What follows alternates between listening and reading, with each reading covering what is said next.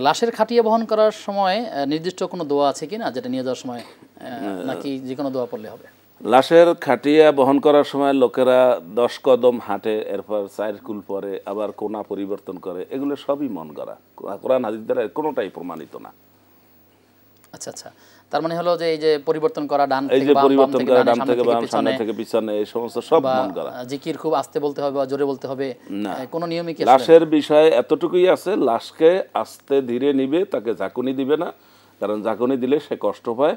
এবং লাশের যিনি মারা গেছেন তার আমল আল্লাহর কাছে পৌঁছে গেছে, এখন তার 3টা নেক আমল থাকবে, আর বদ আমল যদি তিনি করে থাকেন সেগুলো অনেকগুলো যেগুলো চালু করে যাবেন সবগুলোই থাকবে। কিন্তু এই লোকেদের আমল দ্বারা এই মৃত ব্যক্তির লোকের আমলের কিছুই আসে যায় না। আর এই আমলগুলো সবই হলো মন গড়া, এগুলো কোরআন হাদিস দ্বারা একটাও প্রমাণিত না। আল্লাহ তাআলা আমাদেরকে দিন বোঝার তৌফিক দান করুন। আপনাকে আবার ধন্যবাদ জানিয়ে আপনার থেকে বিদায় আল্লাহ নিচ্ছি। আমাদের সবাইকে তৌফিক দান করুন। আমিন আমিন।